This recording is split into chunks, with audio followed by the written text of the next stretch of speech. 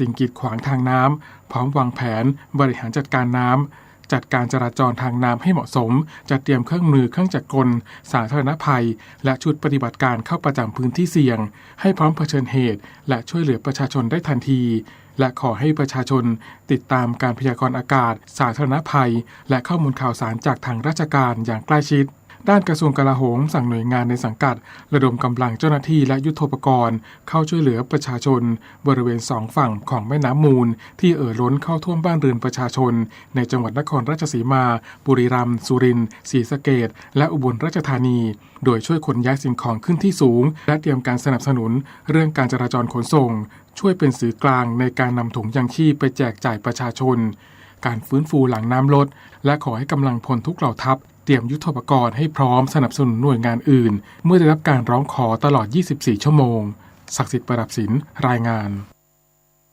รองนายกรัฐมนตรีและรัฐมนตรีว่าการกระทรวงการต่างประเทศกล่าวถ้อยแถลงในการประชุมสมัชชาสหประชาชาติสมัยสามัญครั้งที่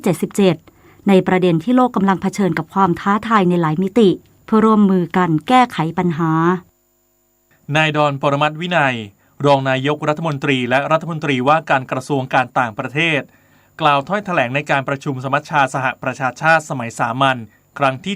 77ณสำนักงานใหญ่สหประชาชาตินครนิวยอร์กถึงความสำคัญในช่วงเวลาของการเปลี่ยนแปลงในปัจจุบันที่การตัดสินใจและการกระทำของประเทศสมาชิกจะส่งผลต่อโลกและต่อมนุษยชาติในอนาคตเนื่องจากโลกกำลังเผชิญกับความท้าทายในหลายมิติทั้งการแพร่ระบาดของโควิด -19ความตึงเครียดเชิงภูมิรัฐศาสตร์ระหว่างประเทศวิกฤตด้านอาหารพลังงานและการเงินซึ่งส่งผลกระทบอย่างร้ายแรงต่อประเทศที่พัฒนาน้อยที่สุดกลุ่มประเทศกำลังพัฒนาที่เป็นหมู่เกาะขนาดเล็กและกลุ่มเปราะบางจึงจำเป็นต้องร่วมมือกันเพื่อแก้ไขปัญหาความท้าทายดังกล่าวทั้งนี้ไทยได้สนับสนุนแนวคิดริเริ่มว่าด้วยการขนส่งธัญพืชในพื้นที่ทะเลดำของสหประชาชาติเพื่อสร้างเส้นทางการขนส่งธัญพืชอย่างปลอดภัยซึ่งจะช่วยบรรเทาวิกฤตอาหารโลกสนับสนุนการจัดทำตราสารระหว่างประเทศที่มีผลผูกพันทางกฎหมายที่ส่งเสริมความมั่นคงทางสุขภาพเพื่อเตรียมพร้อมเมื่อต้องรับมือกับการระบาดใหญ่ในอนาคตโดยเฉพาะอย่างยิ่งการเพิ่มขีดความสามารถในการผลิตเวชภัณฑ์รวมถึงเร่งสร้างความคืบหน้าของการดำเนินงานตามเป้าหมายการพัฒนาที่ยั่งยืนซึ่งไทยได้นำเสนอ BCG โมเดลมาเป็นแนวทางในการพัฒนาอย่างสมดุลในช่วงการฟื้นฟูจากวิกฤตขณะที่วิกฤตรัสเซียยูเครนไทยได้เสนอโอกาสในการเจรจาระหว่างประเทศผู้มีส่วนได้ส่วนเสียที่เกี่ยวข้องใน3การประชุมคือ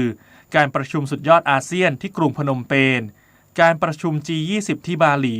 และการประชุมผู้นำเขตเศรษฐกิจเอเปกที่กรุงเทพมหานครเพื่อหารือทางออกที่เป็นไปได้สำหรับวิกฤตความตึงเครียดระดับโลกรัชตะสุภชัยรายงานประชาชนยังสามารถเข้ารับวัคซีนป้องกันโรคโควิด -19 ในสถานพยาบาลหรือจุดบริการได้โดยไม่มีค่าใช้จ่ายถึงแม้กระทรวงสาธารณสุขปรับลดระดับโควิด -19 จากโรคติดต่ออันตรายเป็นโรคติดต่อที่ต้องเฝ้าระวังตั้งแต่วันที่ 1 ตุลาคมนี้นางสาวไตรสุรีไตรสรณกุลรองโฆษกประจำสำนักนายกรัฐมนตรีกล่าวว่าตามที่ศูนย์บริหารสถานการณ์โควิด -19 หรือสบคได้มีมติยกเลิกการประกาศสถานการณ์ฉุกเฉินและกระทรวงสาธารณสุขได้ออกประกาศลดระดับโควิด -19 จากโรคติดต่ออันตรายเป็นโรคติดต่อที่ต้องเฝ้าระวังตั้งแต่ 1 ตุลาคมนี้เป็นต้นไปรัฐบาลได้จัดเตรียมแนวทางบริหารจัดการในส่วนที่เกี่ยวข้องทั้งการเฝ้าระวังการรักษาโรครวมทั้งแผนการบริหารจัดการวัคซีนไว้รองรับอย่างชัดเจน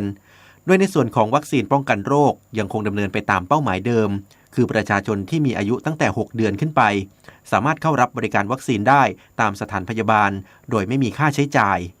ทั้งผู้ที่ยังไม่เคยได้รับวัคซีนและผู้รับเข็มกระตุ้นทั้งนี้เพื่อเป็นการสร้างภูมิคุ้มกันให้ประชาชนอย่างต่อเนื่องโดยปริมาณวัคซีนมีเพียงพอกับความต้องการทั้งวัคซีนคงคลังที่สามารถจัดสรรได้ทันทีและวัคซีนที่ทำสัญญาไว้แล้วรอการส่งมอบจากผู้ผลิตในระยะต่อไปสำหรับโครงสร้างการดำเนินงานของการบริหารจัดการวัคซีนในระยะที่โควิด -19 เป็นโรคติดต่อที่ต้องเฝ้าระวังจะมี3ส่วนหลักได้แก่ให้คำแนะนำการใช้วัคซีนจะดำเนินการโดยคณะอนุกรรมการสร้างเสริมภูมิคุ้มกันโรคภายใต้คณะกรรมการวัคซีนแห่งชาติการเฝ้าระวังเหตุการณ์ไม่พึงประสงค์ภายหลังได้รับวัคซีนดำเนินการโดยคณะผู้เชี่ยวชาญพิจารณาเหตุการณ์ไม่พึงประสงค์ภายหลังได้รับการสร้างเสริมภูมิคุ้มกันโรค ซึ่ง2ส่วนแรกนี้ดำเนินการเช่นเดียวกับช่วงที่ยังคงการประกาศสถานการณ์ฉุกเฉินการจัดหาและการกระจายวัคซีนโควิด -19 จากเดิมที่ดำเนินการโดยสบคจะเปลี่ยนไปอยู่ในการดูแลของคณะกรรมการวัคซีนแห่งชาติคณะกรรมการโรคติดต่อแห่งชาติและจะมีการแต่งตั้งคณะอนุกรรมการจัดหา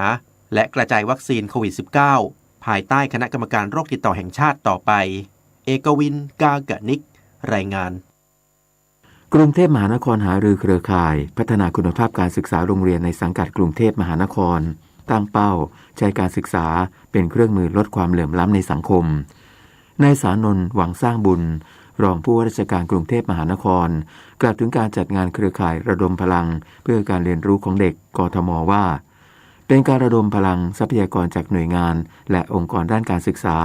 ที่มองเห็นความสำคัญและต้องการมีส่วนร่วมในการพัฒนาการศึกษาเพื่อการเรียนรู้ที่ดีขึ้นของกรุงเทพมหานครผ่านการแลกเปลี่ยนมุมมองความคิดและประสบการณ์ร่วมกันในการออกแบบการเรียนรู้ของเด็กในโรงเรียนสังกัดกรุงเทพมหานครและยังเป็นการสร้างความร่วมมือกับองค์กรภาคีเครือข่ายและกลุ่มโรงเรียนนำร่องที่เข้าร่วมเป็นสถานศึกษานำร่องพื้นที่นวัตกรรมเพื่อขับเคลื่อนการศึกษาของกรุงเทพมหานครข้อสุดท้ายก็คือการสร้างกลไกระหว่างรัฐท้องถิ่นแล้วก็ประชาสังคมซึ่งผมคิดว่าการทำ Education Sandbox เนี่ยถ้าเราไม่ได้มาร่วมนะครับก็คงเกิดความร่วมมือในวันนี้ได้ยากแล้วก็คิดว่าต้องขอบคุณทางรัฐบาลแล้วก็ TDI ที่ทำให้เราได้เข้าร่วม Education Sandbox ผมว่าสิ่งที่เราเป็นประโยชน์มากของการเข้าร่วม Sandbox ก็คือการได้รับความร่วมมือจากคนต่างๆที่มาอยู่ในกทมและเขาพร้อมที่จะช่วยเหลือครับนอกจากนี้กรุงเทพมหานครยังให้ความสำคัญและสนับสนุนการเรียนรู้ด้านวัฒนธรรมการอ่านด้านการฝึกอาชีพการดูแลเด็กหลุดออกจากระบบการศึกษาและการดูแลเด็กเล็กอายุ 0-6 ปีโดยมีการตั้งคณะทำงานขึ้นมาดูแลโดยเฉพาะอีกด้วยธนาคารอาคารสงเคราะห์พร้อมร่วมงานมหกรรมร่วมใจแก้หนี้มีหนี้ต้องแก้ไขเริ่มต้นใหม่อย่างยั่งยืนซึ่งจัดขึ้นในเดือนพฤศจิกายนนี้พร้อมยืนยันยังตรึงอัตราดอกเบี้ยเงินกู้บ้านถึงสิ้นปีนี้นายฉัตรชัยศิริไลกรรมการผู้จัดการธนาคารอาคารสงเคราะห์หรือทอส.เปิดเผยในโอกาสวันครบรอบ69ปีในการดำเนินงานของทอส.ว่าทอส.มีบทบาทในการสนับสนุนนโยบายของรัฐบาลช่วยยกระดับคุณภาพชีวิตประชาชนเพื่อลดความเหลื่อมล้ำทางสังคมผ่านการปล่อยสินเชื่อให้คนไทยได้มีที่อยู่อาศัยเป็นของตนเองมาแล้วกว่า4ล้านครอบครัวนอกจากนี้เพื่อให้ประชาชนมีบ้านได้ทอส.พร้อมร่วมการจัดงานรวมใจแก้หนี้ให้ประชาชนภายในงานมหกรรมร่วมใจแก้หนี้มีหนี้ต้องแก้ไขเริ่มต้นใหม่อย่างยั่งยืนซึ่งจะมีขึ้นในเดือนพฤศจิกายนนี้ทั้งการปรับโครงสร้างหนี้สร้างความรู้การชำระหนี้และการประกอบอาชีพก็ในส่วนของ NPL นะครับตั้งแต่ต้นปีจนกระทั่งถึงสิ้นเดือน9เนี่ย NPL ขึ้นมาประมาณ10,000 ล้านก็จาก 4.0 เป็น 4.41 ซึ่งก็อยู่ในภาวะปกตินะครับผมว่ามันน้อยกว่าตลาดด้วยซ้ำไปเพราะว่าการขึ้นเนี่ยเป็นการขึ้นที่ไม่ได้มากเท่าที่เราคำนวณไว้นะครับแต่สำหรับกลุ่มลูกค้าที่เปราะบางทั้งหมดเนี่ยเราก็ออกมาตรการมาอีกหลายตัวในการที่จะช่วยลูกค้าที่ปรับโครงสร้างหนี้กับอาคารสงเคราะห์อยู่ก็ต้องเรียนว่าถ้าท่านมีปัญหาในการผ่อนชำระหรือเริ่มมีความรู้สึกว่าจะไม่ไหวเนี่ยให้คุยกับเจ้าหน้าที่แบงก์อย่าปล่อยไปให้นานเกินแล้วจนกระทั่งมันแก้ไขอะไรไม่ได้นะครับถึงแม้สถาบันการเงินหลายแห่งทั่วโลกประกาศปรับขึ้นอัตราดอกเบี้ยแต่ในส่วนของทอส.ยืนยันยังคงตรึงอัตราดอกเบี้ยเงินกู้ไปจนถึงสิ้นปีนี้ประชาชนร่วมเทศกาลกินเจคึกคักโดยที่เยาวราชจะมีพิธีเปิดอย่างเป็นทางการในวันนี้พร้อมแจกผัดหมี่10จักรพรรดิมังกรให้แก่ประชาชนที่เข้าร่วมงานวันนี้เป็นการจัดงานเทศกาลกินเจวันที่2ย่านเยาวราชซึ่งจัดขึ้นตั้งแต่บริเวณวงเวียนโอเดียนจนถึงแยกเฉลิมบุรีมีร้านค้าจำนวนมากมาประกอบอาหารเจเพื่อจำหน่ายระหว่างวันที่25กันยายนถึง4ตุลาคมนี้ซึ่งในวันนี้จะมีการเปิดงานเทศกาลกินเจประจำปี2565อย่างเป็นทางการมีการทำอาหารเจกระทะใหญ่ผัดหมี่10จักรพรรดิมังกรโดยมาสเตอร์เชฟโรงแรมดังย่านเยาวราชให้แก่ผู้ร่วมงานจำนวน 1,790 จานและจะมีขบวนแห่รถบุพชาติองค์สมมุติพระโพธิสัตว์กวนอิมที่ยิ่งใหญ่และสวยงามผู้ประกอบการร้านอาหารเจภายในงานกล่าวว่าปีนี้มีผู้เข้าร่วมเทศกาลกินเจเป็นจำนวนมากถึงแม้ว่าราคาอาหารจะปรับราคาขึ้นจากราคาเดิมปีนี้แบบว่าคนเดินเยอะนะคะแล้วแบบว่าแต่ราคาเพิ่มสูงขึ้นแบบว่า อย่างเช่นเผือกเพิ่มเป็น10 บาทอย่างเงี้ยจากราคาเดิมก็ตกใจเหมือนกันแต่เราสู้ราคานี้เราอยากทำให้ลูกค้าประทับใจด้วยค่ะว่าของกินของเราอร่อยขณะที่ประชาชนที่เดินทางมาร่วมเทศกาลกินเจกล่าวว่ากินเจเป็นประจำทุกปีอยู่แล้วและที่นี่ก็จัดเทศกาลทุกปีจึงมาเลือกซื้ออาหารเจเพราะมีให้เลือกหลากหลายเยาวราชเนี่ยมีสินค้าหลากหลายแล้วก็คือเป็นเซ็นเตอร์จุดเดียวอะค่ะสามารถ stop service เลยคือไม่จำเป็นต้องไปหาอะไรที่อื่นแล้วมาที่นี่จะได้ครบหมดส่วนใหญ่ก็จะซื้อเหมือนเดิมๆเป็นปกติอยู่แล้วอะค่ะถึงแม้ว่าอาหารเจจะราคาจะเพิ่มขึ้นเราก็ต้องซื้อเพราะมันก็มีไม่กี่อย่างเองที่เอาไปทำสามารถเอาไปทำได้ที่เราทำเป็นนะคะสำหรับผู้ที่สนใจจะเดินทางเข้ามาร่วมงานสามารถใช้บริการรถสาธารณะที่มีทั้งรถไฟฟ้าใต้ดินลงสถานีวัดมังกรและรถประจำทางที่ผ่านเส้นทางดังกล่าวเพื่อความสะดวกในการเดินทางรวิศราชานุวัฒน์รายงานค่ะต่อจากนี้ไปขอเชิญรับฟังไทยคู่ฟ้ารัฐบาลบรรเทาภาระหนี้สินภาคประชาชนอย่างต่อเนื่องโดยจัดโครงการมหกรรมร่วมใจแก้หนี้เปิดช่องทางเจรจาไกล่เกลี่ยหนี้สินครอบคลุมทั้งสินเชื่อที่อยู่อาศัยบัตรเครดิตสินเชื่อส่วนบุคคลสินเชื่อเช่าซื้อรถนาโนไฟแนนซ์สินเชื่อกับบรรษัทบริหารสินทรัพย์และสินเชื่อทุกประเภทของสถาบันการเงินเฉพาะกิจแบ่งเป็นระยะที่1ไกล่เกลี่ยหนี้ผ่านระบบออนไลน์ระยะที่2จัดมหกรรมสัญจรทั่วประเทศเพื่อให้ความรู้ทางการเงินและเปิดโอกาสให้ประชาชนที่มีความจำเป็นเข้าถึงแหล่งเงินทุนจากสถาบันการเงินของรัฐผู้สนใจเข้าร่วมโครงการลงทะเบียนได้ทางเว็บไซต์ www.bot.or.th หรือสถาบันการเงินที่เป็นเจ้าหนี้ตั้งแต่วันนี้ถึง30 พฤศจิกายน 2565 สอบถามเพิ่มเติมได้ที่ฝ่ายคุ้มครองผู้ใช้บริการทางการเงินโทร 1213 ค่ะสื่อสารภารกิจรัฐบาลกับสำนักโฆษกสำนักเลขาธิการนายกรัฐมนตรีเราจะสืบสารรักษาและต่อยอดและครองแผ่นดินโดยธรรมเพื่อประโยชน์สุขแห่งอาณาราษฎรตลอดไปพระปฐมบรมราชโองการพระบาทสมเด็จพระเจ้าอยู่หัวในพระราชพิธีบรมราชาภิเษกเมื่อวันที่4 พฤษภาคมพุทธศักราช 2562 ฉันรู้สึกโชคดีที่ได้เกิดมาข้าราชการต้องปฏิบัติงานเพื่อประเทศชาติและประชาชนคิดถึงประโยชน์ส่วนรวมมากกว่าประโยชน์ส่วนตัวและมีจิตสาธารณะแยกเรื่องส่วนตัวออกจากหน้าที่การงานไม่แสวงหาประโยชน์จากตำแหน่งหน้าที่พร้อมช่วยเหลือสังคมและอุทิศตนโดยคิดถึงประโยชน์ส่วนรวมของประชาชนตามหลักจริยธรรมของข้าราชการที่ดีขณะนี้เวลา 7:18 นาทีต่อไปเสนอข่าวต่างประเทศสหรัฐเตือนวานนี้ว่าจะเกิดภัยพิบัติตามมาหากรัสเซียใช้อาวุธนิวเคลียร์ในยูเครนหลังรัฐมนตรีต่างประเทศรัสเซียกล่าวว่าหลายภูมิภาคของยูเครนที่จัดการลงประชามติผนวกเข้าเป็นดินแดนของรัสเซียจะได้รับการปกป้องอย่างเต็มที่หากถูกผนวกเข้าเป็นดินแดนของรัสเซียทั้งนี้การลงประชามติใน4ภูมิภาคของยูเครนได้แก่โดเนตส์และลูฮันส์ทางภาคตะวันออกภูมิภาคเคอร์ซอนและซาปาริเซียทางภาคใต้มีขึ้นเมื่อวานนี้เป็นวันที่3และรัฐสภารัสเซียอาจเคลื่อนไหวเพื่อผนวกดินแดนเหล่านี้เป็นของรัสเซียในอีกไม่กี่วันข้างหน้าขณะที่ปรึกษาด้านความมั่นคงแห่งชาติสหรัฐเจคซัลลิแวนกล่าววานนี้ว่าสหรัฐอาจตอบโต้การใช้อาวุธนิวเคลียร์ใดๆที่รัสเซียใช้ต่อต้านยูเครนและรัสเซียจะเผชิญผลของการใช้อาวุธนิวเคลียร์ถึงขั้นภัยพิบัติสหรัฐอาหรับเอมิเรตส์หรือ UAE บรรลุข้อตกลงความมั่นคงด้านพลังงานกับเยอรมนีเมื่อวานนี้โดยจะส่งก๊าซธรรมชาติเหลวหรือ LNG และน้ำมันดีเซลให้เยอรมนีขณะที่เยอรมนีพยายามหาแหล่งพลังงานใหม่ทดแทนพลังงานจากรัสเซียสำนักข่าวทางการ UAE รายงานว่ารัฐมนตรีอุตสาหกรรม UAE ระบุว่าเป็นข้อตกลงใหม่ที่สำคัญที่จะเป็นการผนึกกำลังความเป็นหุ้นส่วนด้านพลังงานที่กำลังเติบโตอย่างรวดเร็วระหว่าง UAE และเยอรมนีโดยการลงนามข้อตกลงดังกล่าวมีนายกรัฐมนตรีโอลาฟโชของเยอรมนีที่อยู่ระหว่างเยือน UAE เป็นผู้ลงนามซึ่งการเดินทางครั้งนี้ของผู้นำเยอรมนีรวมถึงการเดินทางเยือนซาอุดีอาระเบียและกาตาร์ด้วย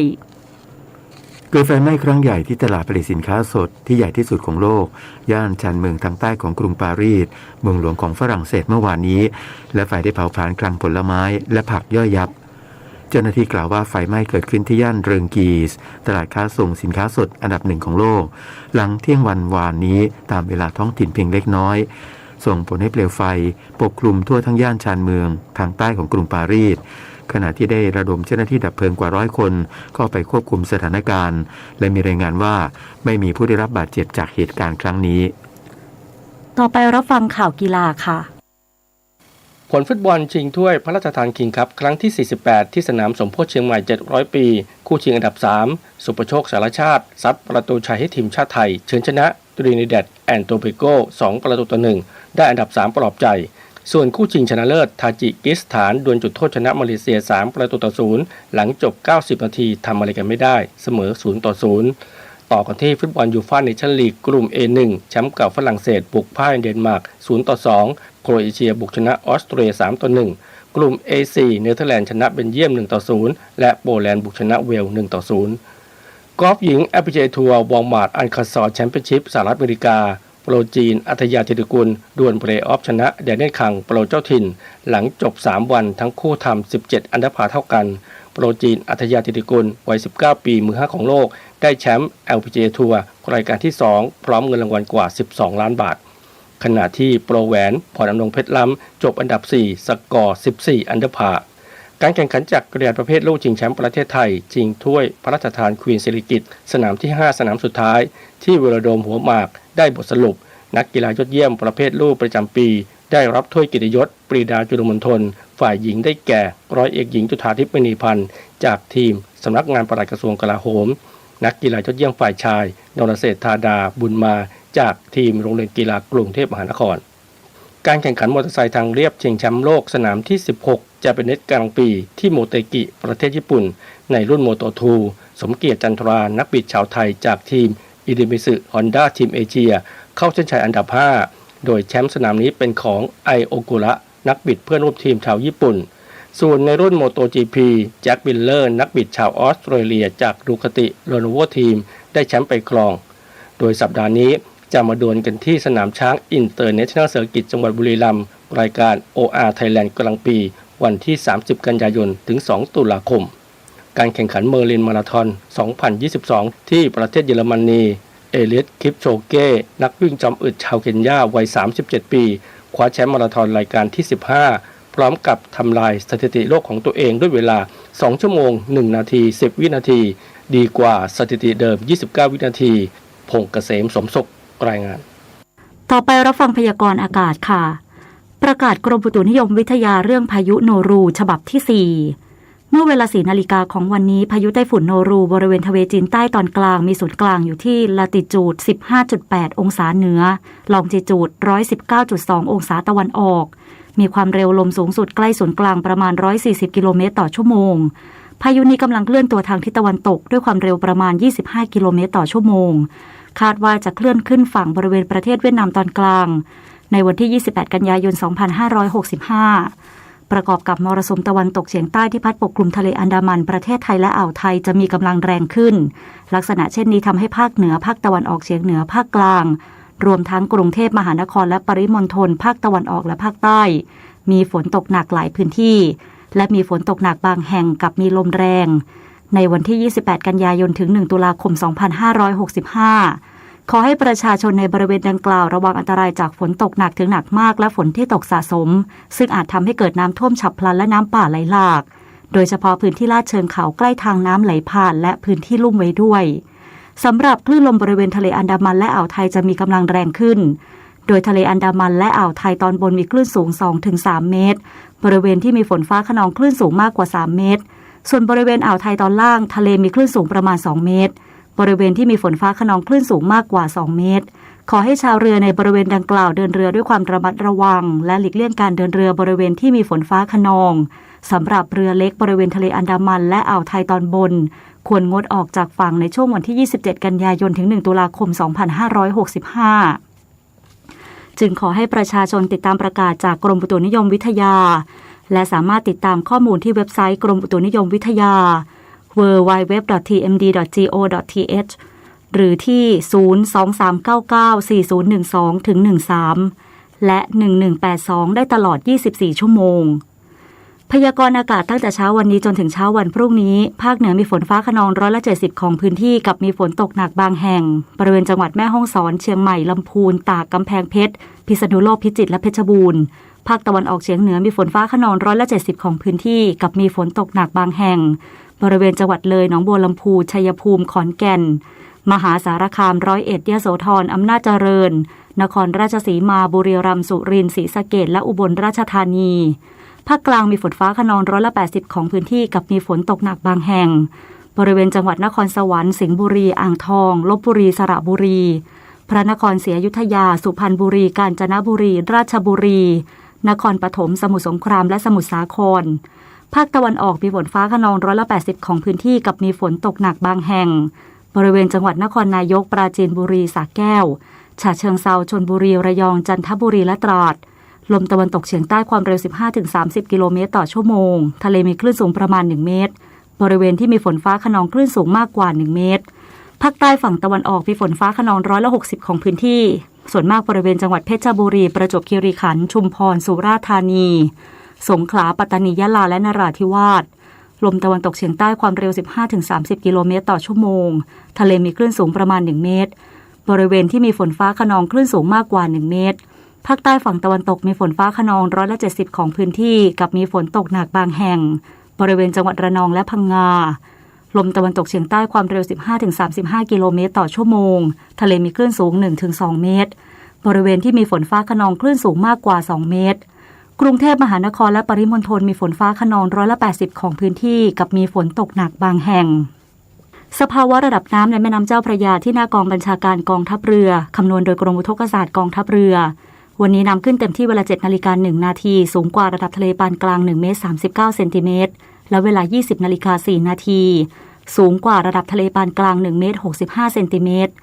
น้ำลงเต็มที่เวลา 2:19 น.สูงกว่าระดับทะเลปานกลาง74เซนติเมตรและเวลา 19:59 น.สูงกว่าระดับทะเลปานกลาง52เซนติเมตรวันนี้ที่ประภาคารกาญจนาภิเษกแหลมพรหมเทพจังหวัดภูเก็ตดวงอาทิตย์ตกเวลา 18:21 น.กรุงเทพมหานครดวงอาทิตย์ตกเวลา 18:11 น.1 นาทีกับกปท.อุปกรณ์ที่เกี่ยวข้องและควรให้ความสำคัญขณะขับขี่ช่วงฤดูฝนคือกระปุกน้ำฉีดกระจกและใบปัดน้ำฝนซึ่งเป็นอุปกรณ์ในรถยนต์ที่ควรได้รับการตรวจสอบอย่างสม่ำเสมอโดยกระปุกน้ำฉีดกระจกจะต้องไม่มีรอยรั่วซึมสายยางต้องไม่ฉีกขาดหัวฉีดน้ำต้องไม่อุดตันและหากเติมน้ำยาเช็ดกระจกหรือแชมพูเล็กน้อยลงไปในกระปุกฉีดน้ำด้วยจะช่วยขจัดคราบสกปรกบนกระจกได้ดียิ่งขึ้นช่วยให้การมองเห็นทางได้ชัดเจนขึ้นนอกจากนี้สิ่งที่ผู้ขับขี่มักประสบในการขับรถหน้าฝนก็คือละอองฝ้าเกาะกระจกรถซึ่งแก้ไขด้วยการปรับอุณหภูมิภายในและภายนอกรถให้ใกล้เคียงกันโดยการลดกระจกรถลงเล็กน้อยพร้อมปรับทิศทางของช่องลมแอร์ความแรงของพัดลมและเปิดใช้ที่ปัดน้ำฝนหรือใช้ผ้าแห้งเช็ดกระจกรถเพื่อช่วยในการมองเห็นทางและการขับขี่ที่ปลอดภัยครับด้วยความปรารถนาดีจากกรมประชาสัมพันธ์และกองทุนเพื่อความปลอดภัยในการใช้รถใช้ถนนกรมการขนส่งทางบกกระทรวงคมนาคมรู้รักภาษาไทยโดยความร่วมมือของสำนักงานราชบัณฑิตยสภาและกรมประชาสัมพันธ์วันนี้เสนอคำว่าตีนเป็นคำเรียกอวัยวะส่วนล่างที่ใช้เดินถ้าเป็นร่างกายของคนจะถือเป็นคำหยาบแต่เมื่อใช้เรียกสิ่งอื่นจัดเป็นคำปกติในภาษาเช่นเรียกปลาที่มีตีนเดินบนเลนว่าปลาตีนใช้เรียกส่วนที่อยู่ปลายด้านล่างของสิ่งต่างๆเช่นตีนเขาเป็นคำเรียกส่วนของภูเขาที่อยู่ด้านล่างสุดตรงข้ามกับยอดเขาซึ่งอยู่ข้างบนสุดตีนท่าเป็นคำที่เรียกท่าที่ลงจากพื้นบนบกไปลงน้ำตีนผมเป็นคำเรียกส่วนโคนของเส้นผมอยู่ติดกับหนังศีรษะคำเรียกพืชและส่วนของพืชบางชนิดใช้คำเปรียบว่าเหมือนตีนของสัตว์บางอย่างเช่น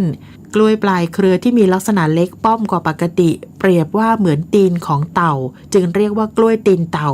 ต้นไม้ที่ใช้รากเกาะยึดผนังลักษณะคล้ายตุ๊กแกที่ใช้ตีนยึดผนังเรียกว่าต้นตีนตุ๊กแก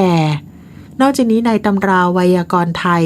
ยังมีคำเรียกรูปสระอุว่าตีนเหยียดและเรียกรูปสระอูว่าตีนคูผู้มีคำถามการใช้ภาษาไทยสอบถามได้ที่ www.orst.go.th ความรู้ในตัวบทกฎหมายก็เป็นสิ่งที่สำคัญแต่ทุกคนก็จำเป็นต้องสำนึกตระหนัก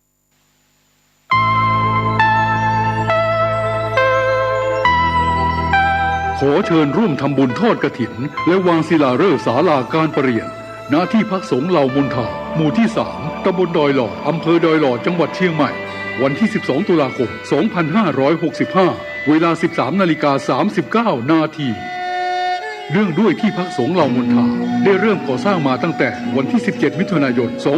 2565 เพื่อเป็นสถานที่ประกอบพิธีทางพระพุทธศาสนาและเป็นศูนย์รวมจิตใจของศรัทธาประชาชนทั่วไปโดยจะได้ทำการสร้างเสนาสนะถาวรวัตถุที่มั่นคงให้เหมาะสมกับที่จะยกฐานะเป็นวัดในพระพุทธศาสนาสืบไป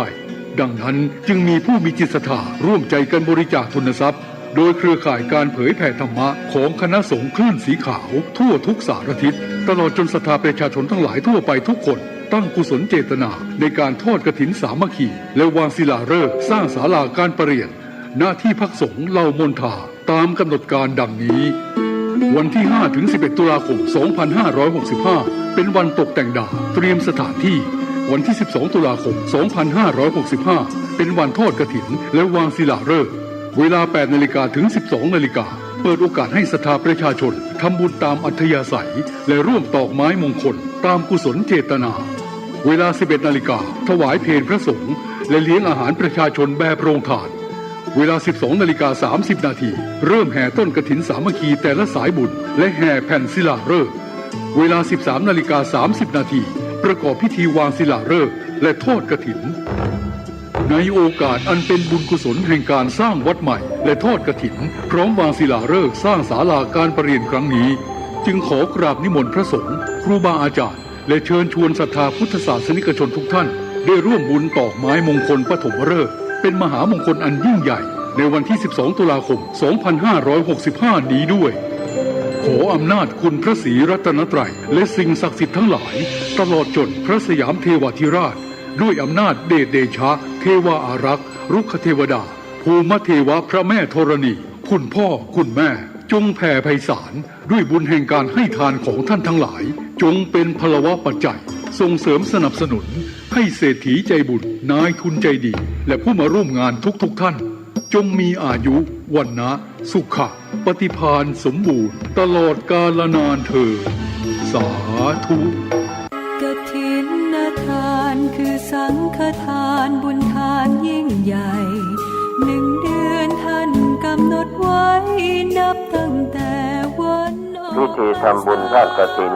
มหาวิทยาลัยเชียงใหม่ประจำปี 2565 ทอดถวาย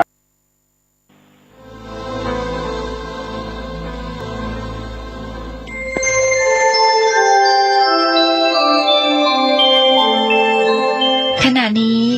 ท่านกำลังฟังสถานีวิทยุกระจายเสียง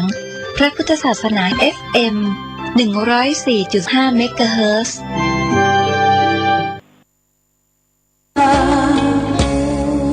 ก่อนเป็นวัดร้างโบราณสืบสาน2524พระมหาราชครูเกษราปัญญาปรมาติกาจารย์จากวัดดับไพเชียงใหม่สืบสานเวลา1,131 ปีนานไกลวัดพระบาทอุด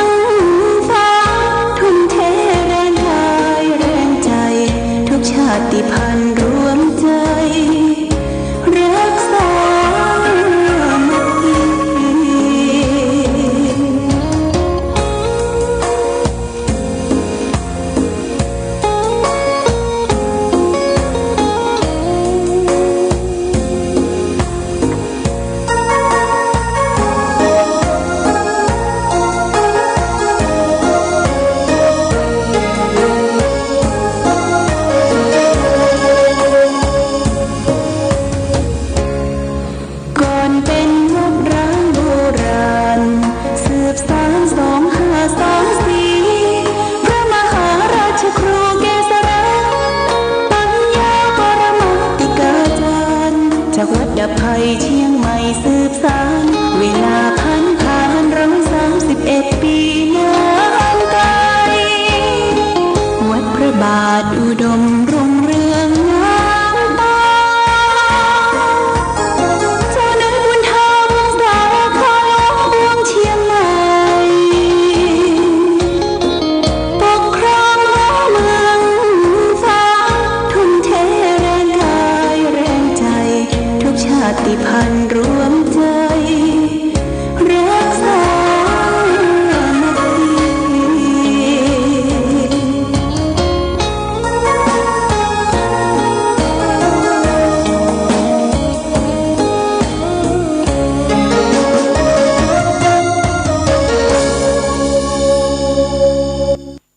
เจริญสุข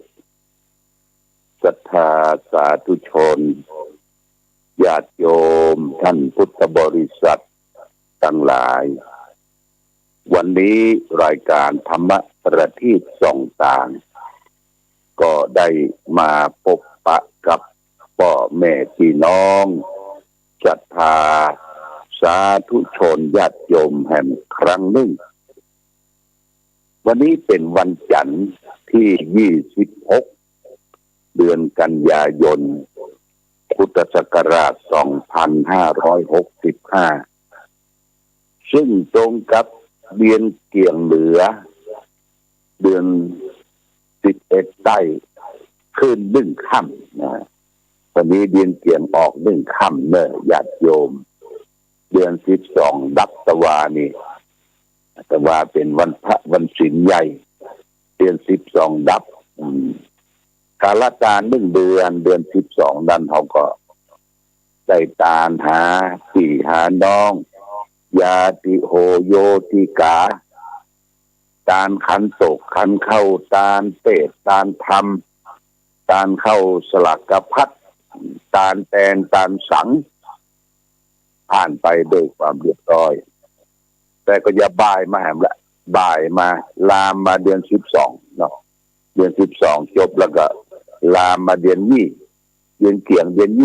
20การตานประเดี๋ยวนี้มันก็เคลื่อนค้ายย้ายเข้ามาแต่การตานนั่นก็ถือว่าเป็นการดีญาติโยมนะเป็นการเพื่องเป็นการตอบแทนเป็นการทำบุญให้แก่พ่อแก่แม่แก่พี่แก่น้องวงศาคณาญาติของเฮาและท่านทั้งหลายที่เฮาได้สืบสานเข้าของสัมปติของเพื่อนไว้ถึงแม้ว่าเข้าของสัมปติที่เฮาได้สืบสานบ่มีแต่ข้อสำคัญก็คือตัวเฮาเนี่ยนะสืบสายเลือดสืบสายเลือดคือว่าวงตระกูลสายเลือดวงตระกูลของพ่อของแม่ของพี่ของน้องก็สมบัติอันมีค่าก็คือเลือดก้อนเนี้ยคือพยายามรักษาให้ดีแล้วก็ทำทีทำตนให้เป็นประโยชน์แก่ญาติพี่น้องวงศาคณาญาติตลอดถึงสรรพสัตว์มนุษย์ทั้งหลายเรียกว่าคือการแก่สรรพสัตว์มนุษย์ทั้งหลายเจ้ากรรมนายเวรคนเฮานี่มันมีเจ้ากรรมและนายเวรญาติโยมเจ้ากรรมคือการกระทำของคนเฮาทุกคน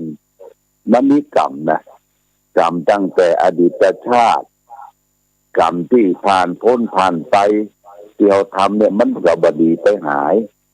มันบ่หายบดีไปไหนญาติโยมมันติดแต่เปื้อนเป็นมละมนทิน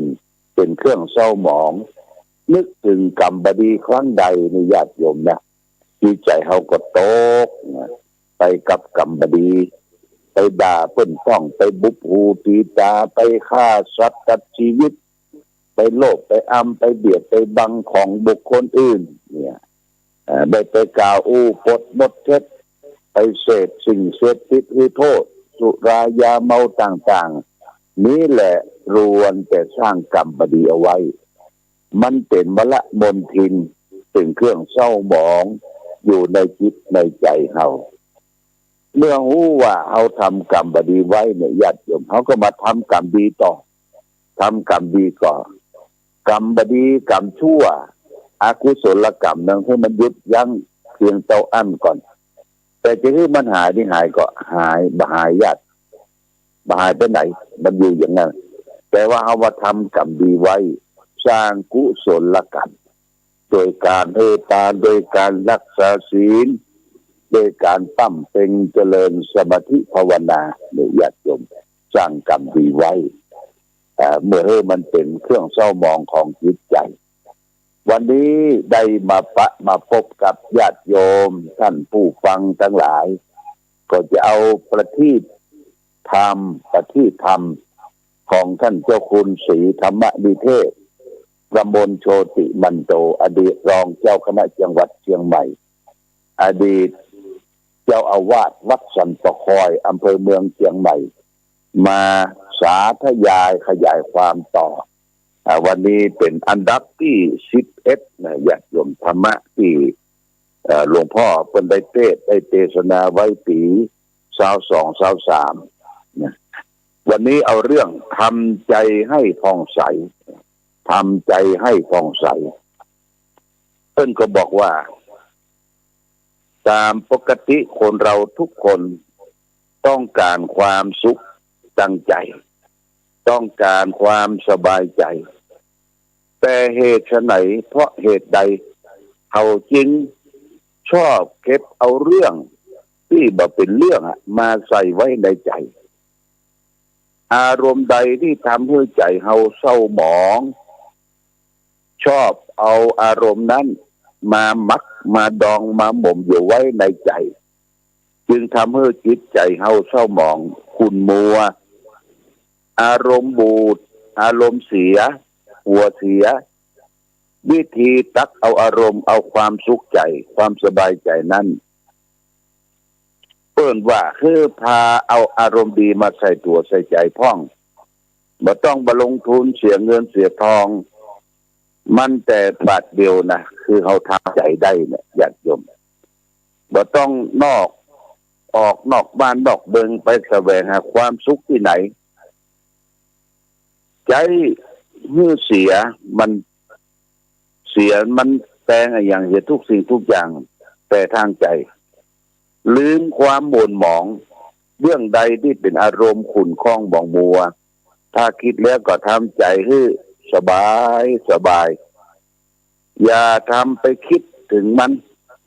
ทำใจให้รื่นเริงบันเทิงเอาไว้อายุของคนเราก็บ่มีไผอยู่ครบถึง100 ปีนะญาติโยมเป็นจะได้ต้องมาเสียเวลากับเรื่องเก่าเรื่องมันผ่านพ้นไปแล้วหรือไปเสียเวลากังวลใจกับเรื่องที่ยังบ่เกิดเตื้อมันยังมาบ่ถึงเตื้อจะมีประโยชน์อะไรอย่างเพราะฉะนั้นพระพุทธเจ้าท่านได้ตรัสไว้ว่าปาริโยทะปยะอัตตานังจิตเกเอหิปันติโตบัณฑิตพึงทำตนให้ผ่องแผ้วจากเครื่องเศร้าหมองของจิตนะจึงขอเชิญชวนท่านทั้งหลายจงพากันลืมความผิดพลาดบกพร่องของตนเสียเลิกกังวลใจกับเรื่องที่ยังบ่เกิดเตื้อมาเริ่มต้นชีวิตใหม่ให้จิตใจสดใสคืออภัยแก่คนที่ทำผิดทุกคนมีเมตตาปราณีต่อผู้อื่นเหมือนเมตตาปราณีตัวโดยนึกว่าบ่มีไผอยากได้ความชั่วทุกคนอยากได้ความดีเราทุกคนควรยึดยิ่งความรักให้แก่กันและกันเลิกคิดห้ำหั่นประทัดประหารกันพองกันมองกันในแง่ดีถ้าเผื่อว่ามีภัยมาล่วงเกินก้าวร้าวกับเฮาก็ให้อภัยก็ได้ควรให้อภัยเหียลืมได้ก็ลืมเหียบ่ควรที่จะผูกโกรธหรือเก็บเอาความโกรธความเจ็บไว้ในใจถ้ามือใจเศร้าหมองเมื่อเวลาเปล่าเสียเวลาเปล่าๆญาติโยมผู้เป็นบัณฑิต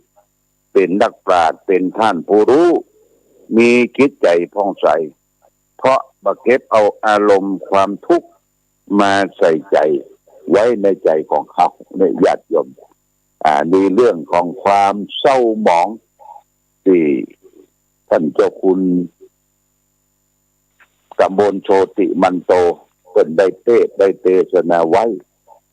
ในปี2532-33พุ่นจะยมที่ผ่านพ้นมา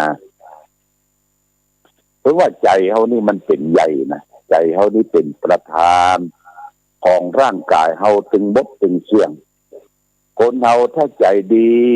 ใจประเสริฐใจร่ำเริดญาติโยมทำก็ดีอู้ก็ดีคิดก็ดีเนี่ยยังก็ได้ความดีทั้งนั้นถ้าใจเฮาหิ้นใจเฮาฟัดใจเฮาลังเลใจฟุ้งซ่านเนี่ยยังก็บ่เป็นผลสำเร็จญาติโยมเดี๋ยวทำนั่นน้อยนี่น้อยไปสานแสะสานไซไปทำนั่นก็บ่เป็นไปความสำเร็จเพราะใจเฮาบ่ตั้งใจมันบ่หนิมคนใจบ่ตั้งใจบ่หนิมเนี่ยมันคิดไปเลยเดี๋ยวพุทธลุกพุทธนั่งเตียวไปหั่นเตียวไปนี่ไปยื้อหั่นยื้อนี่วิตกกังวลไปเหยียดทุกสิ่งทุกอย่างนะเพราะฉะนั้นคนเฮาถ้าใจดีเนี่ยญาติโยมนะใจดีใจประเสริฐล้ำเลิศใจหมิ่นอยู่ที่ไหนก็อยู่ได้เนี่ยภัยทั้งหลายที่มันเกิดขึ้นภัยจากฟ้าจากฝนจากลมไฟจากลมปากคำติชินดินทาเล่าหน้าจากวันคนอื่นเนี่ยได้รับได้ฟังล่ะมันบะเก็ตไว้ในใจญาติโยมมันผ่านไปอ่ะเขาก็มีความสุขมีความสุขนิ่งสงบอยู่ก้มหน้ารับตาทำแต่ประโยชน์ทำแต่คุณงามความดีหาความดีใส่จิตใส่ใจชำระจิตใจที่เกิดจากเครื่องเศร้าหมองนะญาติโยมตึงวันในใจเฮามันเศร้าหมองเด้อเช่นว่าเก็บความโกรธไว้เก็บความหลงไว้เป็นคนมีทิฏฐิมานะคือตนถือตัว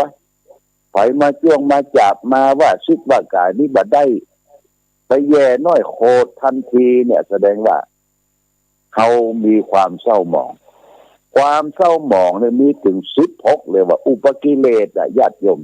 มีอยู่ในจิตในใจนะความโลภความโกรธความหลงความทิฏฐิมานะความทะนงตนตัว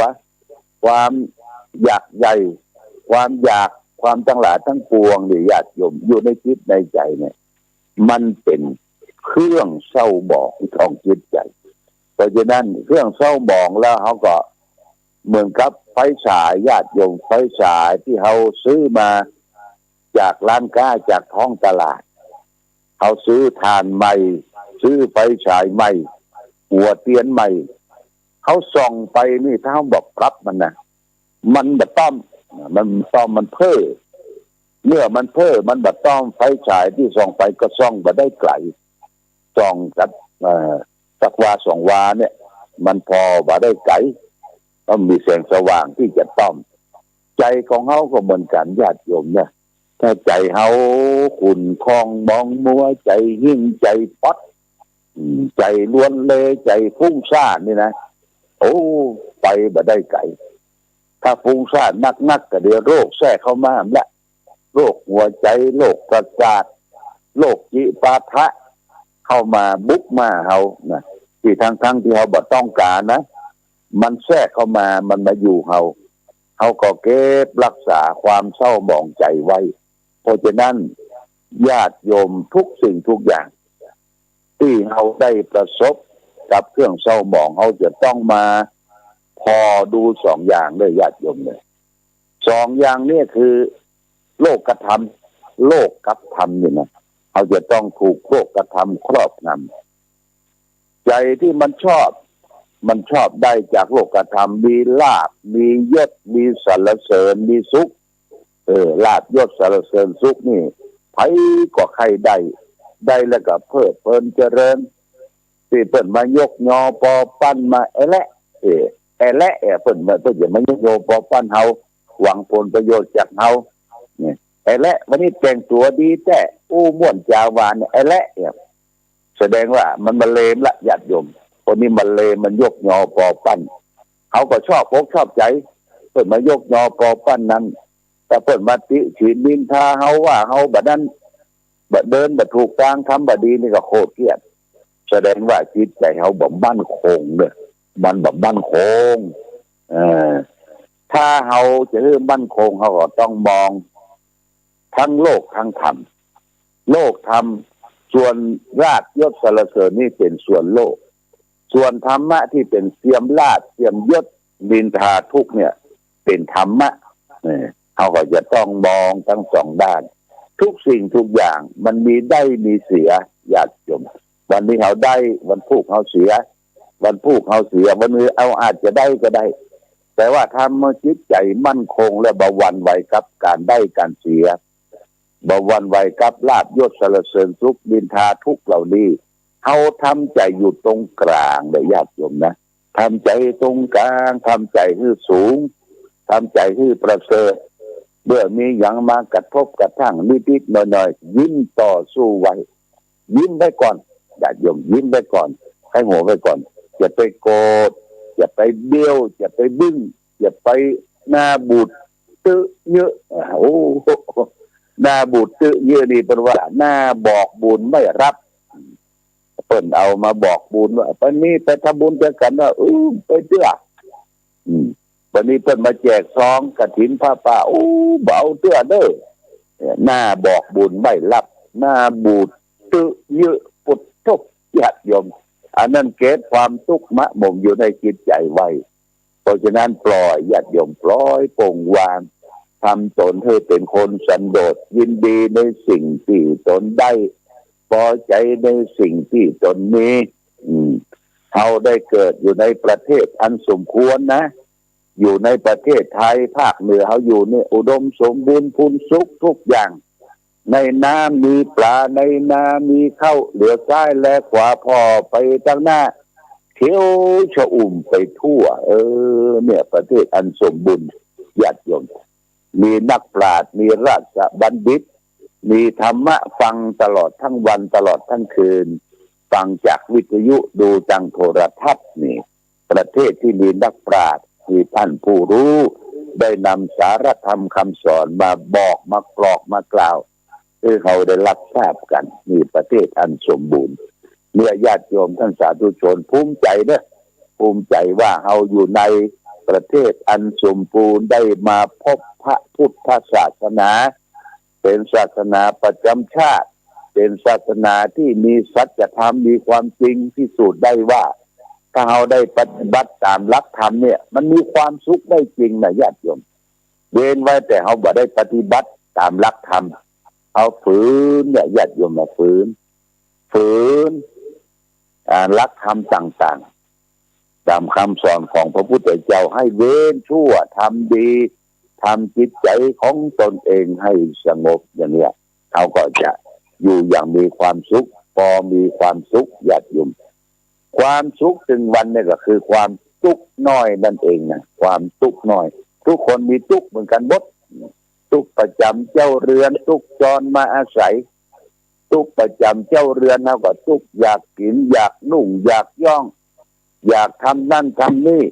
อยากขับอยากถ่ายทุกข์เพราะเจ็บเพราะปวดนี่ทุกข์ประจำสังขารเนาะ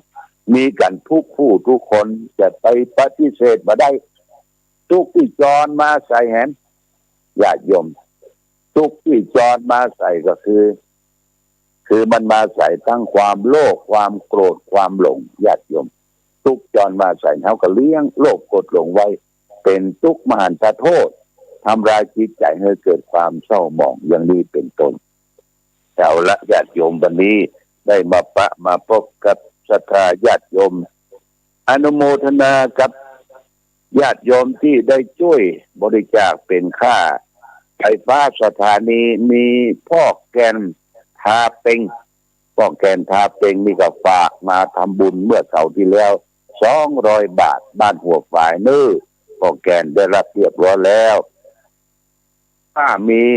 ชัยพินโยภาคบ้านปางปอยค่าน้ำค่าไฟสถานีวิทยุ100 บาทอนุโมทนาสาธุสำหรับญาติโยมที่จะบริจาคไปช่วยสร้างวัด ใหม่มนตรานั่นก็ภาษาแล้วเนี่ยบริการที่หลวงพ่อใดหลวงพ่อก็เก็บรวมอย่าง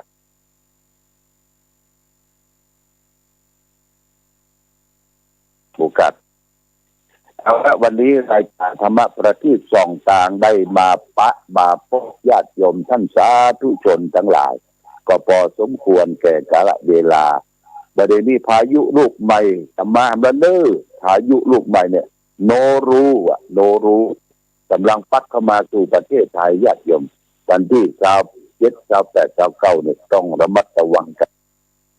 พายุลูกใหม่วันนี้ขอความผาสุกความเจริญความดีธรรมจงบังเกิดมีแก่ท่านสาธุชนญาติโยมท่านผู้ฟังคนดีทั้งหลายขอท่านทั้งหลายจงมีความสุขความเจริญความรุ่งเรืองความวัฒนาถาวรรายการธรรมะประทีปส่องทางต้องขอลาก่อนขอผู้ฟังจงตั้งมั่นจิตหันษาด้วยธรรมะขององค์พระพุทธาได้นำพาให้เกิดความสุขสงบเย็นขอเจริญพร